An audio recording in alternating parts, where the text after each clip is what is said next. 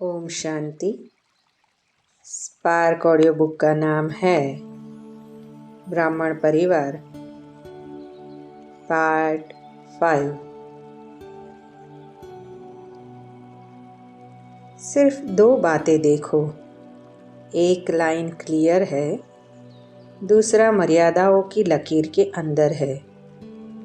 अगर दोनों बातें ठीक है तो कभी भी दिल शिकस्त नहीं होंगे। जिसका कनेक्शन ठीक है, चाहे निमित्त बनने वालों से, वह कभी भी असफल नहीं हो सकता। सिर्फ बाप से ही कनेक्शन हो, वह भी करेक्ट नहीं। परिवार से भी चाहिए, क्योंकि बाप से तो शक्ति मिलेगी, लेकिन संबंध में किसके आना है? सिर्फ बाप से। राजधानी अर्थात परिवार से संपर्क में आना है। 3 सर्टिफिकेट लेने हैं, सिर्फ एक नहीं। एक बाप पसंद अर्थात बाप का सर्टिफिकेट, दूसरा लोक पसंद अर्थात दैवीय परिवार से संतुष्टता का सर्टिफिकेट, तीसरा मन पसंद, अपने मन में भी संतुष्टता हो, अपने आप से भी मूंझा हुआ न हो। पता नहीं कर सकूंगा, चल सकूंगा, तो अपने मन पसंद अर्थात मन की संतुष्टता का सर्टिफिकेट। यह 3 सर्टिफिकेट चाहिए। त्रिमूर्ति है ना, तो यह त्रिमूर्ति सर्टिफिकेट चाहिए। 2 से भी काम नहीं चलेगा, तीनों चाहिए। कोई समझते हैं हम अपने से संतुष्ट है, बाप भी संतुष्ट है, चल जाएगा। लेकिन नहीं, जब बाप संतुष्ट है, आप भी संतुष्ट हो, तो परिवार भी संतुष्ट ना हो, यह हो नहीं सकता। परिवार को संतुष्ट करने के लिए सिर्फ छोटी सी बात है, रिगार्ड दो और रिगार्ड लो। यह रिकॉर्ड दिन रात चलता रहे, रिगार्ड का रिकॉर्ड निरंतर चलता रहे। कोई कैसा भी हो, लेकिन आप दाता बन देते जाओ। रिटर्न दे व ना दे, लेकिन आप देते जाओ। इसमें निष्काम बनो। मैंने इतना दिया, उसने तो कुछ दिया नहीं। हमने 100 बार दिया, उसने 1 बार भी नहीं। इसमें निष्काम बनो तो परिवार स्वतः ही संतुष्ट होंगे, आज नहीं तो कल। आपका देना जमा होता जाएगा, वह जमा हुआ फल ज़रूर देगा। और बाप पसंद बनने के लिए क्या चाहिए? बाप तो बड़े भोले हैं। बाप जिसको भी देखते हैं, सब अच्छे ते अच्छे हैं। अच्छा नहीं, ऐसे तो कोई नज़र ही नहीं आता। एक एक पांडव, एक एक शक्ति, एक से एक आगे है। तो बाप पसंद बनने के लिए सच्चे दिल पर साहेब राजी। जो भी हो सच्चाई, सत्यता बाप को जीत लेती है। और मन पसंद बनने के लिए क्या चाहिए? मनमत पर नहीं चलना। मन पसंद और चीज़ है। मन पसंद बनने के लिए बहुत सहज साधन है। श्रीमत की लकीर के अंदर रहो। संकल्प करो तो भी श्रीमत की लकीर के अंदर। बोलो, कर्म करो, जो कुछ भी करो लकीर के अंदर, तो सदा स्वयं से भी संतुष्ट और सर्व को भी संतुष्ट कर सकेंगे। संकल्प रूपी नाखून भी बाहर ना हो। अव्यक्त वाणी की डेट है 27 मार्च 1981।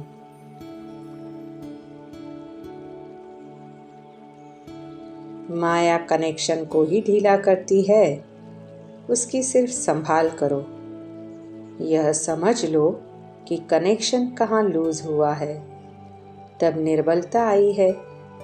क्यों हुआ, क्या हुआ, यह नहीं सोचो।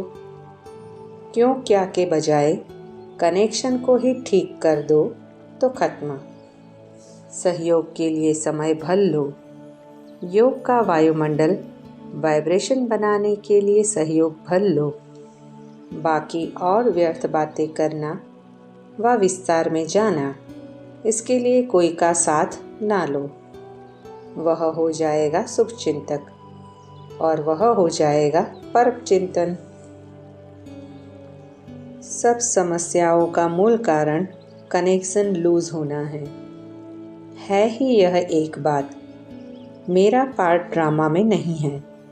सब मिल जावेगा, सिर्फ कनेक्शन को ठीक करो तो सर्वशक्तियाँ आपके आगे घूमेगी।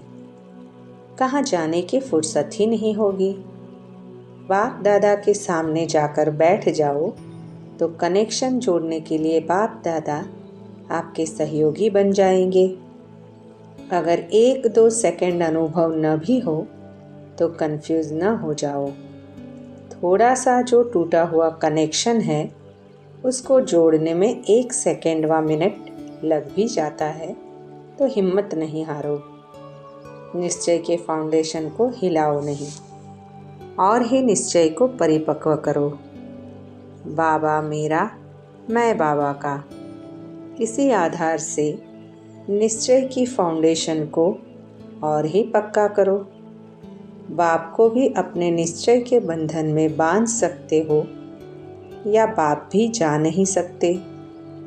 इतनी अथॉरिटी इस समय बच्चों को मिली हुई है। अथॉरिटी को, नॉलेज को यूज़ करो। परिवार के सहयोग को यूज़ करो। कंप्लेंट लेकर नहीं जाओ, क्या करूं, कैसे करूं, घबरा के नहीं जाओ, लेकिन संबंध के आधार से, सहयोग के आधार से जाओ। समझा? सेकंड में सीढ़ी नीचे, सेकंड में ऊपर, यह संस्कार चेंज करो। दादी से वैरायटी देख करके खुशी होती है ना? फिर भी अच्छी हिम्मत वाले हैं। अपना सब कुछ चेंज करना और दूसरे को अपना बनाना, यह भी इन्हों को हिम्मत है। इतना ट्रांसफ़र हो गए हैं जो अपने ही परिवार के लगते हैं। यह भी ड्रामा में इन्हों का विशेष पार्ट है। अपनेपन की भावना से ही यह आगे बढ़ते हैं। एक एक को देख करके खुशी होती है। पहले तो थे एक ही भारत की अनेक लकड़ियों का एक वृक्ष, लेकिन अभी विश्व के चारों कोनों से अनेक संस्कार, अनेक भाषाएं, अनेक खान पान, सब आत्माएं एक वृक्ष के बन गए हैं। यह भी तो वंडर है। यही कमाल है जो सब एक थे और है और होंगे, ऐसा ही अनुभव करते हैं। विशेष सर्व का स्नेह प्राप्त हो ही जाता है। अव्यक्त वाणी की डेट है 29 मार्च 1981।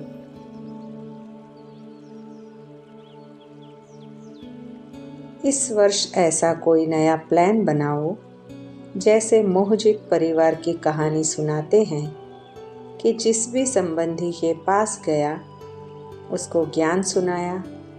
तो यहाँ भी आप बच्चों से जब भी कोई मिलने आए तो उसको यही अनुभव हो कि मैं कोई फरिश्ते से मिल रहा हूँ।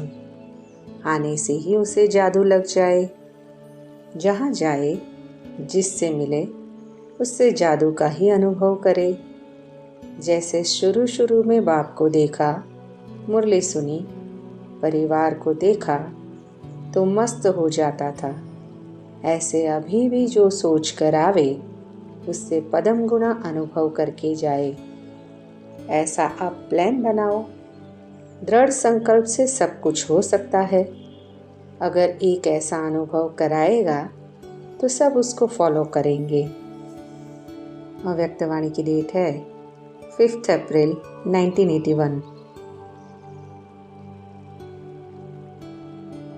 हर आत्मा एक बाप की संतान होने के कारण भाई भाई लगती है। हर आत्मा के प्रति यही शुभ भावना, शुभ कामना इमर्ज रूप में रहती है कि यह सर्व आत्माएं सदा सुखी और शांत हो जाए। बेहद का परिवार और बेहद का स्नेह होता। हद में दुख होता है, बेहद में दुख नहीं होता, क्योंकि बेहद में आने से बेहद का संबंध, बेहद का ज्ञान, बेहद की वृत्ति, बेहद का रूहानी स्नेह दुख को समाप्त कर सुख स्वरूप बना देते हैं। रूहानी नॉलेज के कारण हर आत्मा की कर्म कहानी के पार्ट के संस्कारों की लाइट और माइट होने के कारण जो भी देखेंगे, सुनेंगे, संपर्क में, संबंध में आएंगे, हर कर्म में अति न्यारे और अति प्यारे होंगे। न्यारे और प्यारे बनने की समानता होगी। किस समय प्यारा बनना है, किस समय न्यारा बनना है, यह पार्ट बजाने की विशेषता आत्मा को सदा सुखी और शांत बना देती है। रूहानी संबंध होने के कारण, बुद्धि एकाग्रता के कारण निर्णय शक्ति, समाने की शक्ति, सामना करने की शक्ति, सर्व शक्तियाँ हर आत्मा के पार्ट और अपने पार्ट को अच्छी तरह से जानकर पार्ट में आते हैं, इसलिए अचल और साक्षी रहते हैं। ऐसी तकदीरवान आत्मा हर संकल्प और कर्म को, हर बात को त्रिकालदर्शी की स्थिति में स्थित हो देखती है। इसलिए क्वेश्चन मार्क समाप्त हो जाता। यह क्यों, यह क्या, यह क्वेश्चन मार्क है, सदा फुल स्टॉप। सभी को 3 बिंदी का तिलक लगा हुआ है ना, उसमें आश्चर्य नहीं लगता। नथिंग न्यू, क्या हुआ नहीं, क्या करना है, यह है नंबर 1 तकदीरवान। सत्युग के आदि की संख्या अपनी आँखों से देखेंगे व नहीं, व स्वप्न में देखेंगे व समाचार पत्रों में सुनेंगे। क्या होगा? अभी तो 1000 को भी रख नहीं सकते हो, फिर कहाँ रखेंगे? सब ब्राह्मण परिवार है। जिस दिन सब मधुबन भूमि पर इकट्ठे हो जाएंगे, फिर तो हलचल शुरू हो जाएगी। संगठन का चित्र तो दिखाया है ना कि सभी ने उंगली दी। सूक्ष्म में तो देते ही हो, लेकिन इतना बड़ा परिवार है, परिवार को देखना तो चाहिए ना। इसका प्लान बनाया है।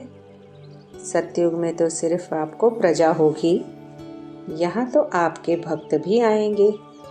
डबल वंशावली होगी। जब भक्तों को पता पड़ेगा कि हमारे इष्ट इकट्ठे हो गए हैं, तो क्या करेंगे? वह भी पूछेंगे नहीं, पहुंच जाएंगे। जैसे अभी भी कहीं पहुंच जाते हैं ना। भक्त तो होते ही चात्रक है। अव्यक्त वाणी की डेट है 15 अप्रैल 1981।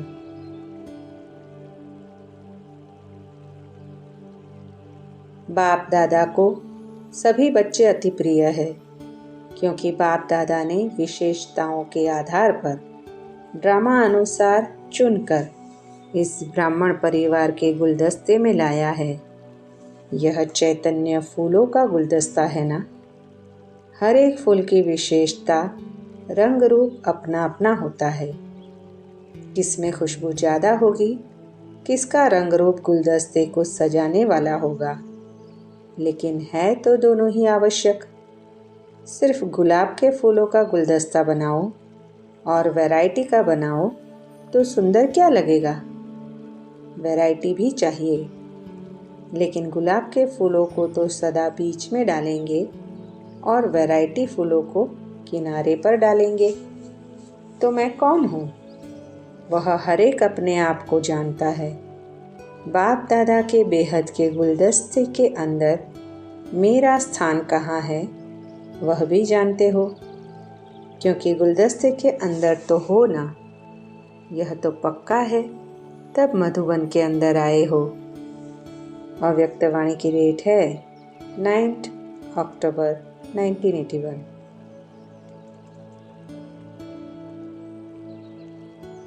आज ज्ञान सूर्य, ज्ञान चंद्रमा अपने तारामंडल को देखने आए हैं।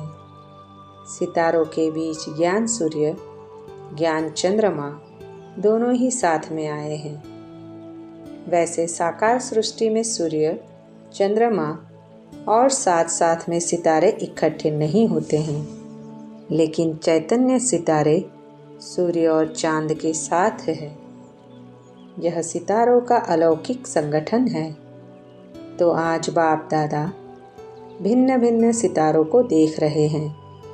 हर सितारे में अपनी अपनी विशेषता है।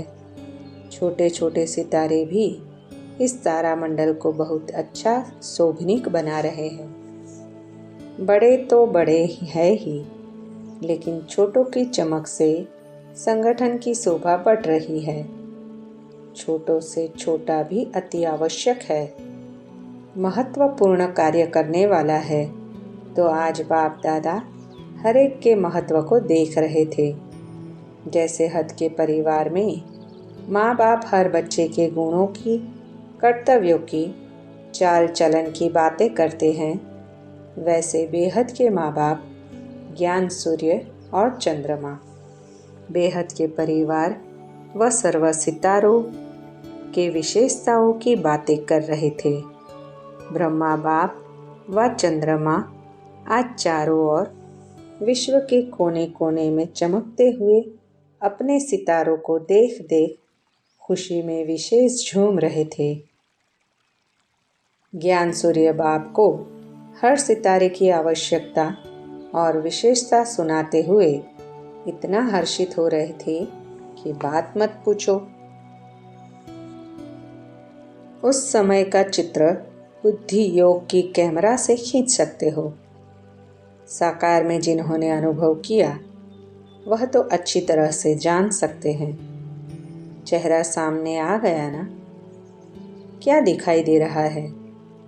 इतना हर्षित हो रहे हो जो नैनों में मोती चमक रहे हैं। आज जैसे जौहरी हर रत्न की महिमा कर रहे थे। आप समझते हो कि आप सबकी क्या महिमा की होगी? अपने महानता की महिमा जानते हो? सभी की विशेष एक बात की विशेषता व महानता बहुत स्पष्ट है। जो कोई भी महारथी हो व प्यादा हो, छोटा सितारा हो व बड़ा सितारा हो, लेकिन बाप को जानने की विशेषता, बाप का बनने की विशेषता, यह तो सब में है ना। बाप को बड़े बड़े शस्त्रों की अथॉरिटी, धर्म की अथॉरिटी, विज्ञान की अथॉरिटी, राज्य की अथॉरिटी, बड़े बड़े विनाशी टाइटल्स की अथॉरिटीज़ उन्होंने नहीं जाना, लेकिन आप सबने जाना है। वे अब तक आवाहन ही कर रहे हैं। शास्त्रवादी तो अभी हिसाब ही लगा रहे हैं। विज्ञानी अपनी इन्वेंशन में इतने लगे हुए हैं जो बाप की बातें सुनने और समझने की फुर्सत नहीं है। अपने ही कार्य में मगन हैं। राज्य की अथॉरिटीज़ अपने राज्य की कुर्सी को संभालने में बिजी है, फुर्सत ही नहीं है। धर्म नेताएं अपने धर्म को संभालने में बिजी है, लेकिन आप सब आवाहन के बदले मिलन मनाने वाले हो। यह विशेषता व महानता सभी की है। ऐसे तो नहीं समझते हो हमारे में क्या विशेषता है व हमारे में तो कोई गुण नहीं है। यह तो भक्तों के बोल है कि हमारे में कोई गुण नहीं। गुणों के सागर बाप के बच्चे बनना अर्थात गुणवान बनना। तो हर एक में किसी न किसी गुण की विशेषता है और बाप उसी विशेषता को देखते हैं। बाप जानते हैं जैसे राज्य परिवार के हर व्यक्ति में इतनी संपन्नता ज़रूर होती है जो वह भिखारी नहीं हो सकता। ऐसे गुणों के सागर बाप के बच्चे कोई भी गुण की विशेषता के बिना बच्चा कहला नहीं सकते। तो सभी गुणवान हो, महान हो, विशेष आत्माएं हो, चैतन्य तारामंडल का श्रृंगार हो, तो समझा आप सब कौन हो। निर्बल नहीं हो, बलवान हो, क्योंकि मास्टर सर्वशक्तिवान हो। ऐसा रूहानी नशा सदा रहता है। रूहानियत में अभिमान नहीं होता है, स्वमान होता है। स्वमान अर्थात स्व आत्मा का मान। अव्यक्तवाणी की डेट है 19 अक्टूबर 1981। सभी ब्राह्मण आत्माएं अपने को आदि सनातन प्राचीन धर्म की श्रेष्ठ आत्माएं अर्थात धर्मात्मा मानते ही हो। हे धर्मात्माएं, आप सबका पहला धर्म अर्थात धारणा है ही स्व के प्रति, ब्राह्मण परिवार के प्रति और विश्व की सर्व आत्माओं के प्रति दया भाव और कृपा दृष्टि। तो अपने आप से पूछो कि सदा दया की भावना और कृपा दृष्टि। तो अपने आप से पूछो कि सदा दया की भावना और कृपा दृष्टि सर्व के प्रति रहती है व नंबरवार रहती है। दया भाव व कृपा दृष्टि किस पर करनी होती है? जो कमज़ोर आत्मा है, अप्राप्त आत्मा है, किसी न किसी बात के वशीभूत आत्मा है, ऐसी आत्माएं दया व कृपा की इच्छा रखती है व उनकी इच्छा न भी हो तो आप दाता के बच्चे उन आत्माओं को शुभ इच्छा से देने वाले हो। सारे दिन में जिन भी आत्माओं के संपर्क में आते हो, चाहे ज्ञानी चाहे अज्ञानी, सबके प्रति सदा यही दृष्टि रहती है व दूसरी दृष्टि भी रहती है। चाहे कोई कैसा भी संस्कार वाला हो, लेकिन या दया व कृपा का भी भावना व दृष्टि पत्थर को भी पानी कर सकती है। अपोजिशन वाले अपनी पोजीशन में टिक सकते हैं। स्वभाव के टक्कर खाने वाले ठाकुर बन जाते हैं। क्रोधाग्नि योग ज्वाला बन जाएगी। अनेक जन्मों के कड़े हिसाब किताब सेकंड में समाप्त हो नया संबंध जुट जाएगा। कितना भी विरोधी है वह इस विधि से गले मिलने वाले हो जाएंगे। लेकिन इन सब का आधार है दया भाव। दया भाव की आवश्यकता ऐसी परिस्थिति और ऐसे समय में है। समय पर नहीं किया तो क्या मास्टर दया के सागर कहलाएंगे? जिसमें दया भाव होगा वह सदा निराकारी, निर्विकारी और निरंकारी होगा। मनसा निराकारी, वाचा निर्विकारी, कर्मणा निरहंकारी। इसको कहा जाता है दयालु और कृपालु आत्मा। तो हे दया से भरपूर भंडार आत्माएं, समय पर किसी आत्मा के प्रति दया भाव की अंजलि भी नहीं दे सकते हो? भरपूर भंडार से अंजलि दे दो तो सारे ब्राह्मण परिवार की समस्याएं ही समाप्त हो जाए। संस्कार तो आप सबके अनादि आदि अविनाशी दातापन के हैं। देवता अर्थात देने वाला, संगम पर मास्टर दाता हो। आधा कल्प देवता देने वाले हो। द्वापर से भी आपके जड़ चित्र देने वाले देवता ही कहलाते हैं। तो सारे कल्प के संस्कार दातापन के हैं। ऐसे दातापन के संस्कार वाली हे संपन्न आत्माएं, समय पर क्यों नहीं दाता बनते हो? लेने की भावना दाता के बच्चे कर नहीं सकते।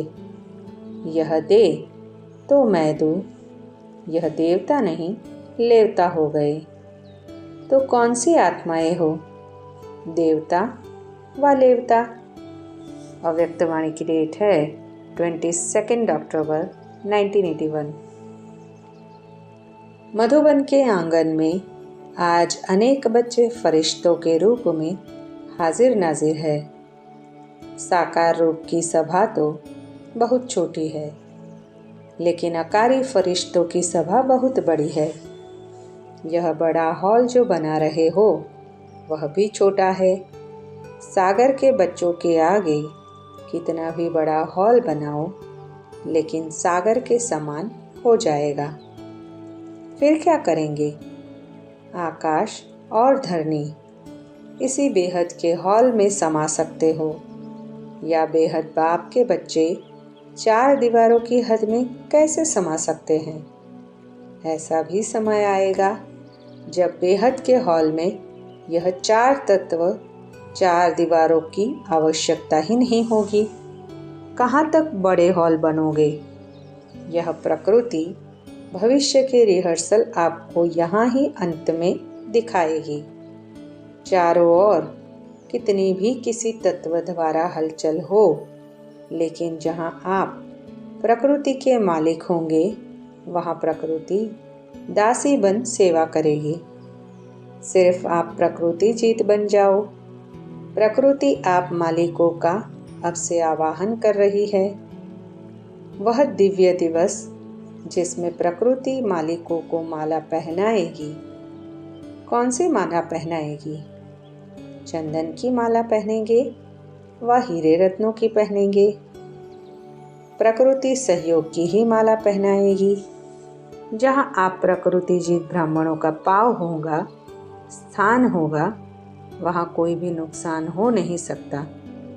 1-2 मकान के आगे नुकसान होगा, लेकिन आप सेफ होंगे। सामने दिखाई देगा यह हो रहा है, तूफान आ रहा है, धरनी हिल रही है, लेकिन वहाँ सूली होगी, यहाँ कांटा होगा। वहाँ चिल्लाना होगा, यहाँ अचल होंगी। सब आपके तरफ स्थूल सूक्ष्म सहारा लेने के लिए भागेंगे। आपका स्थान एस्लम बन जाएगा। तब सबके मुख से अहो प्रभु, आपकी लीला अपरंपार है, यह बोल निकलेंगे। धन्य हो, धन्य हो। आप लोगों ने पाया, हमने नहीं जाना, गवाया। यह आवाज़ चारों ओर से आएगा। फिर आप क्या करेंगे? विधाता के बच्चे विधाता और वरदाता बनेंगे। लेकिन इसमें भी एस्लम लेने वाले भी स्वतः ही नंबरवार होंगे, जो अब से अंत तक व स्थापन के आदि से अब तक भी सहयोग भाव में रहे हैं, विरोध भाव में नहीं रहे हैं। मानना न मानना अलग बात है, लेकिन ईश्वरीय कार्य में व ईश्वरीय परिवार के प्रति विरोध भाव के बजाय सहयोग का भाव, कार्य अच्छा है व कार्यकर्ता अच्छे हैं, यही कार्य परिवर्तन कर सकता है। ऐसे भिन्न भिन्न सहयोगी भावनाएं वाले ऐसे आवश्यकता के समय इस भावना का फल नज़दीक नंबर में प्राप्त करेंगे, अर्थात एस्लम के अधिकारी नंबर 1 बनेंगे। बाकी इस भावना में भी परसेंटेज वाले उसी परसेंट प्रमाण एस्लम की अंजलि ले सकेंगे। बाकी देखने वाले देखते ही रह जाएंगे। जो अभी भी कहते हैं देख लेंगे तुम्हारा क्या कार्य है, वह देख लेंगे आपको क्या मिला। जब कुछ होगा तब देखेंगे।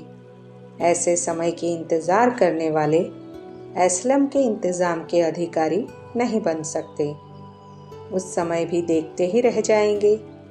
हमारी बारी कब आती है, इसी इंतज़ार में ही रहेंगे।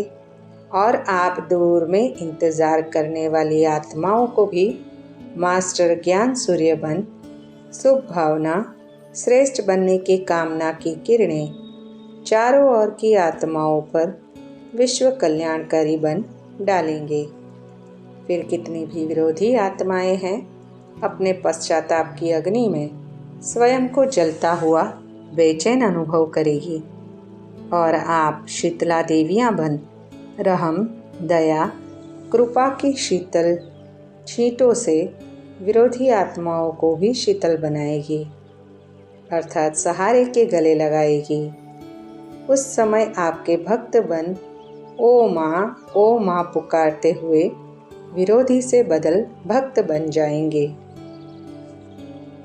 यह है आपके लास्ट भक्त, तो विरोधी आत्माओं को भी अंत में भक्तपन की अंजलि जरूर देंगे। वरदानी बन भक्त भव का वरदान देंगे। फिर भी है तो आपके भाई ना, तो ब्रदरहुड का नाता निभाएंगे।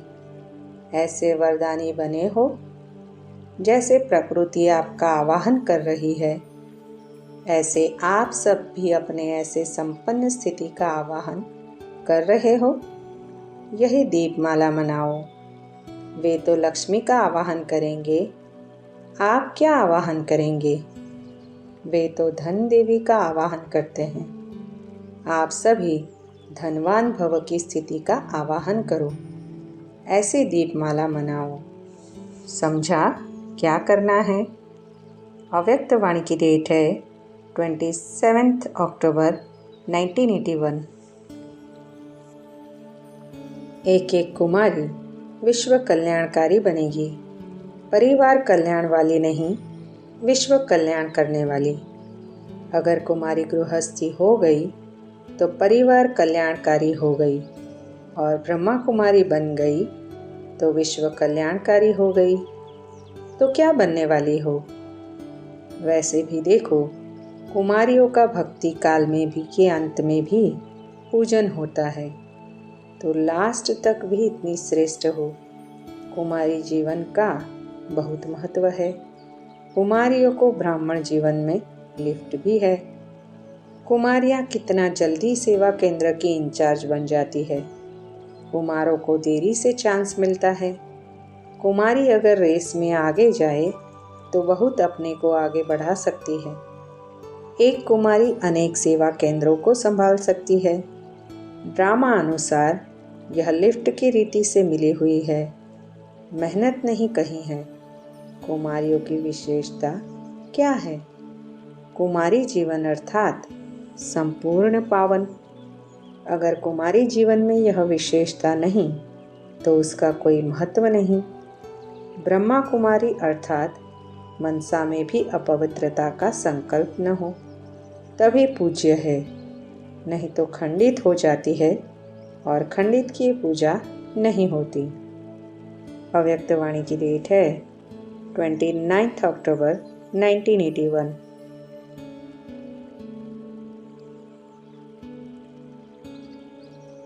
ओम शांति।